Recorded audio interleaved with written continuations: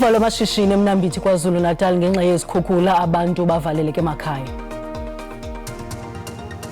We just had enough as a community because of the crime that is going on in our neighborhoods and in our area. Inkokheli zikalizwe noluntu ngokubanzi kuquka namapolisa badibene eBethelsdorp eGqeberha kwinzame zokuza nendlela zokuqinisekisa ukuba abophula umthetho bajongana nengalo yomthetho.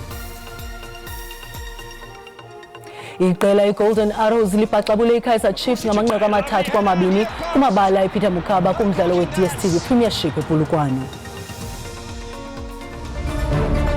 SABC News itlile go tlhoma semmuso kanale e ntšhwa ya dikgang ka 2023. DTT izokuhlinzeka ngazo zonke izindaba ihora nehora en rechtstreeks verrigtinge vanaf die parlement in jou taal uitsaai. Iindaba ze-SABC ilizwi lakho zizimele azimamkhethe.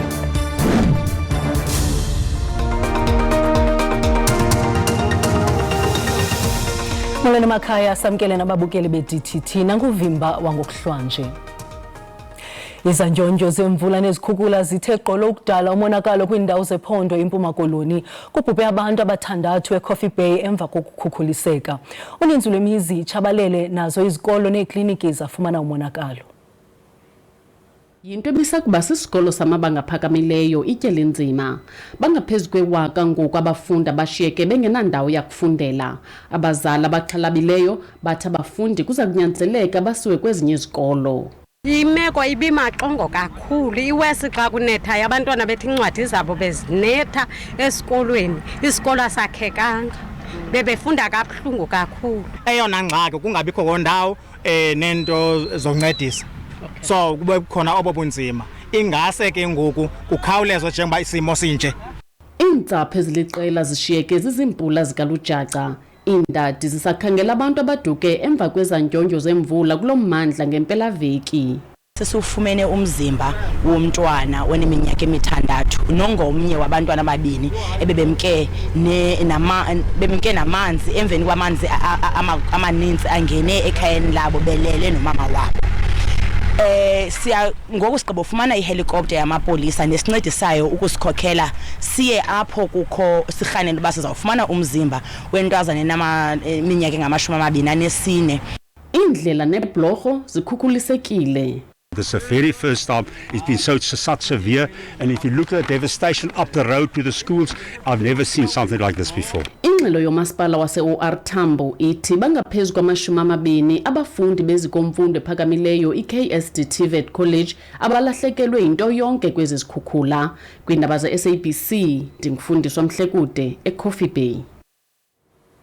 Izikhukhula eziziswe zimvula bezigcucuza kwiphondo laKwaZulu Natal kwezi veki ezintathu zikhokelele ekuvalweni kwamashishini eLadysmith kumantla eliphondo. Isiphathamandla zithi kukhutshwe igqiza eliza kujonga ubuzaza bomonakalo. Abahlali bengingqi ezichaphazelekileyo abakwazi nokuphuma emizini yabo. Baleguqe ngamadolo imvula ene amasonto amathathu idale umonakalo wezikhukhula. Amabhizinisi angene osukwini lesithathu evaliwe alahlekelwa inzuzo kanti nabasebenzi bakhahlamezekile. From last 3 years I see that I'm getting the water in my shop, and now these 3 days I'm now closed the shop. I couldn't do anything. Even my many workers, they are not doing anything else, and I lost too much things. Even about my 10 fridge is already damaged. Kepha ithi lapha sibavotele khona asiboni ukuthi umsebenzi wabo yini ngoba still 3 years lobesho amanzi lokho ephumile kule ndawo, and abadayisa la emgwaqeni kumanje balambile abantu abakhona ukwenza amabhizinisi ukuze bakwazi ukondla imindeni yabo.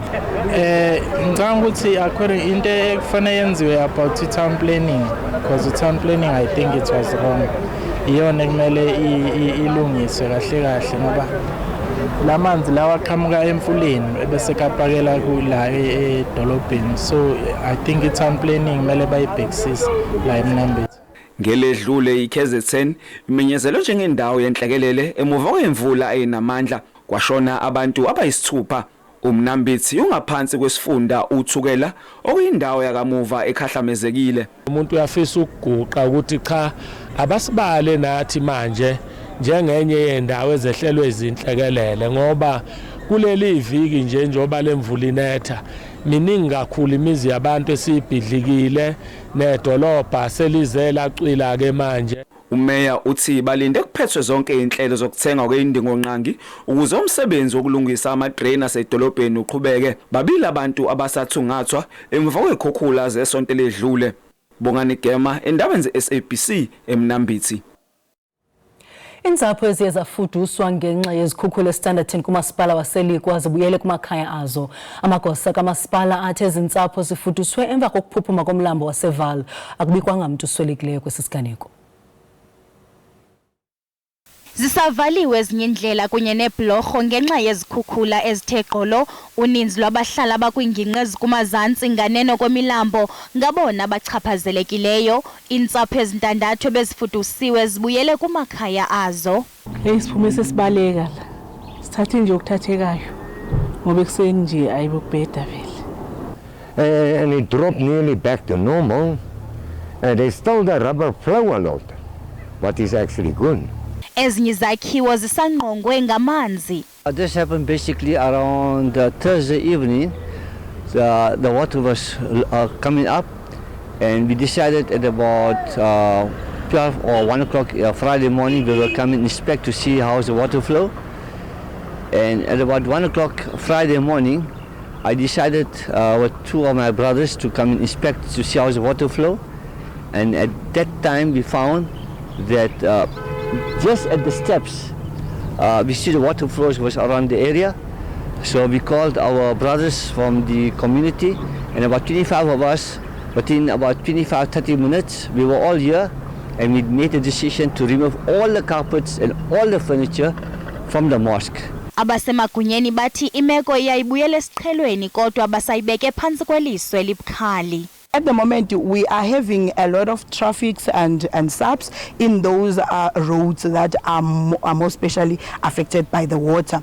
But at the moment, at least now, even at Mayerville Bridge, at least cars are getting to the other side. At least the situation is much better, but we are still trying to monitor and advise people that they can use other alternative roads if necessary.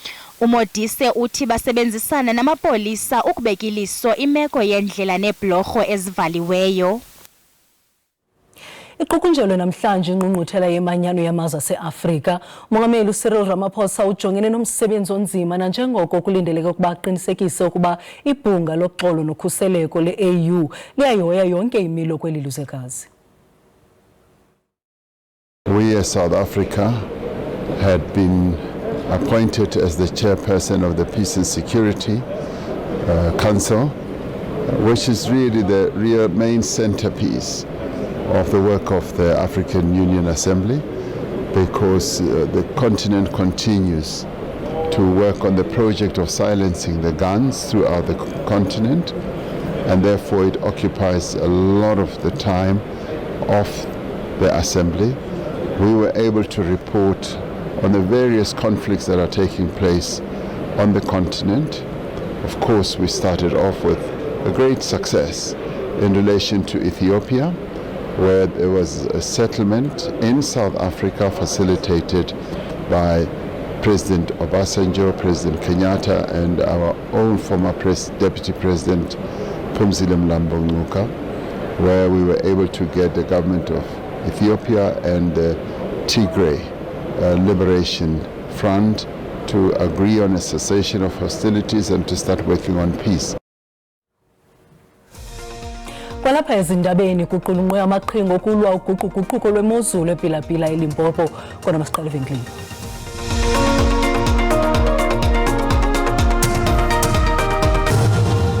Sinamkele kwiindaba zelijelo uyakwazi ukubukela kwakhona ezindaba kwijelo le-YouTube uthi SABC Iindaba zesiXhosa kwinqaku lokuqala sithe. Izikhukhula eziziswe zimvula bezicucuza kwiphondo laKwaZulu-Natal kweziveki ezintathu zikhokelele ekuvalweni kwamashishini eLadysmith kumantla eliphondo.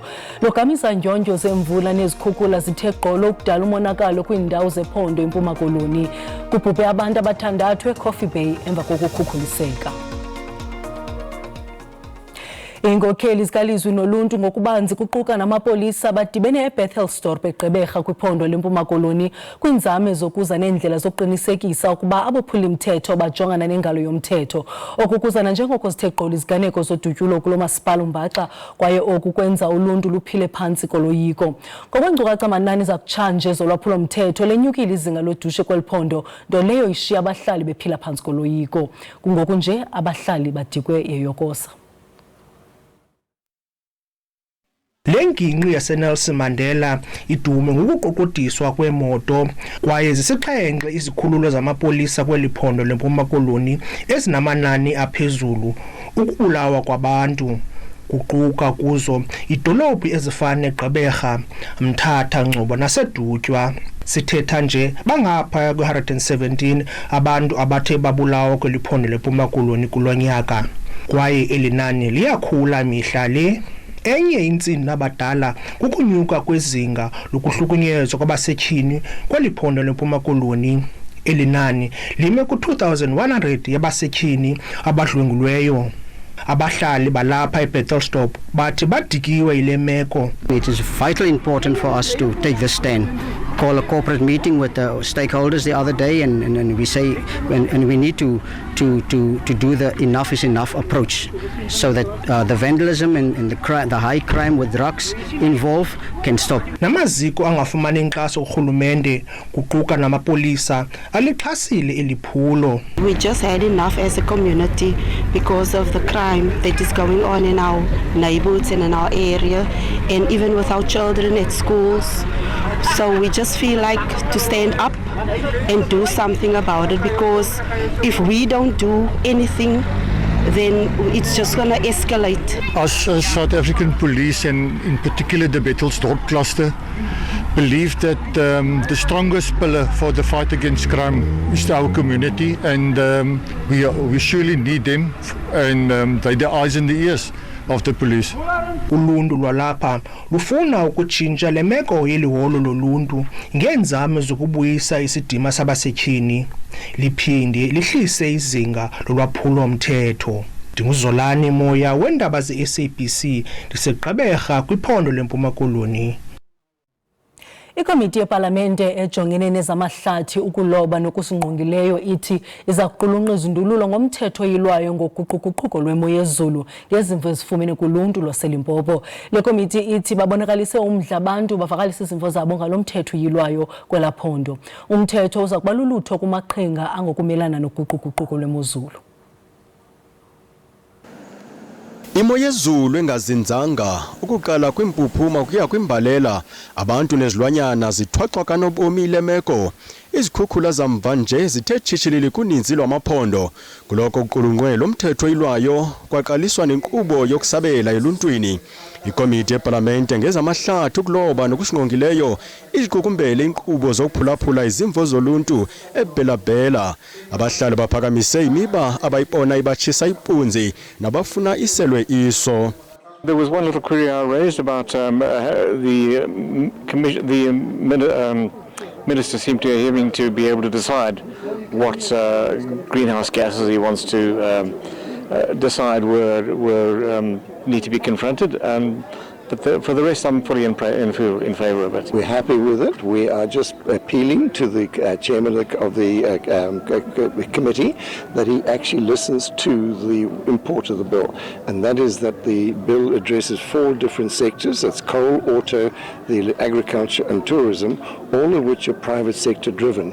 And we're hoping that he will listen to the commission, and that the commission will consist of a significant number of private sector individuals, because private sector is the ones that grow the economy. Naye urhulumente wephondo ugxwala emswaneni ngelithi lo mthetho oyilwayo uza kuba ngumkhombandlela ukuqinisekisa ukuba nabo somashishini bayayithobela imithetho engokusingqongileyo.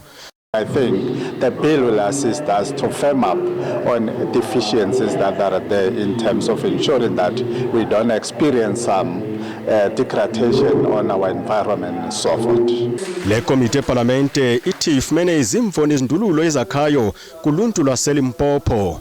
In the main, what came out very strong here is the participation of the people of Limpopo because they do not want to find themselves in the same conditions as in KwaZulu-Natal. They saw the storms, the hail, the thunderstorms, the rains and everything else that transpired there. They are committing to assist local government and the provincial government. Okulandelayo ikomiti iza kutyelela iphondo iKwaZulu-Natal, iMntla-Ntshona naseGauteng kweziveki ezimbalwa zizayo.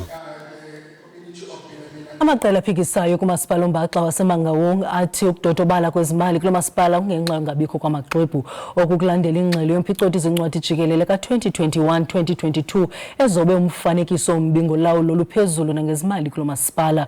Ingxelo ibonise ilahleko ye-1.8 billion yeerandi kwinkcitho engagunyaziswanga kwaye amatyala walo masipala agqithise ngaphaya kwe-485 million yeerandi. Ingxaki zemali kumasipala ombaxa waseMangaung ziyaqhubeka nokuba mandundu.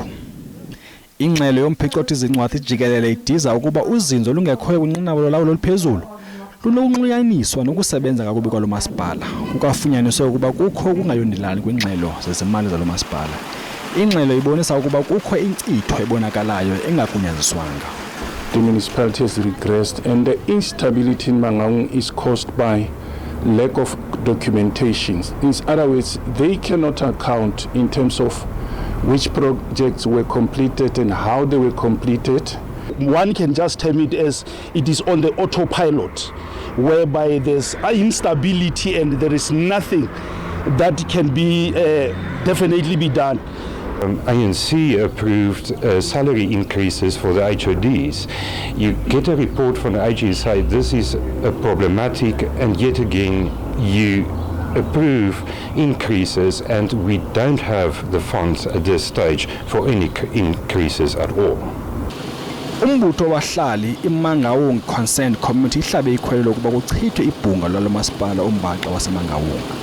Lo mbutho ubetha ngenqindi phansi usithi abahlala banakuqhubeka nokuhlawula inkonzo zomasipala odenqileyo. We expected this outcome. We expected the regression. We are expecting worse. Ngo-April kungenele igqiza lesizwe ukuzokwenyula lo masipala ontyumpantyumpeka ezingxakini ukuba uphucule imali zawo. Nangona kunjalo imibutho iphikisayo ithi imeko iya iba maxongo. One of the things that was heavily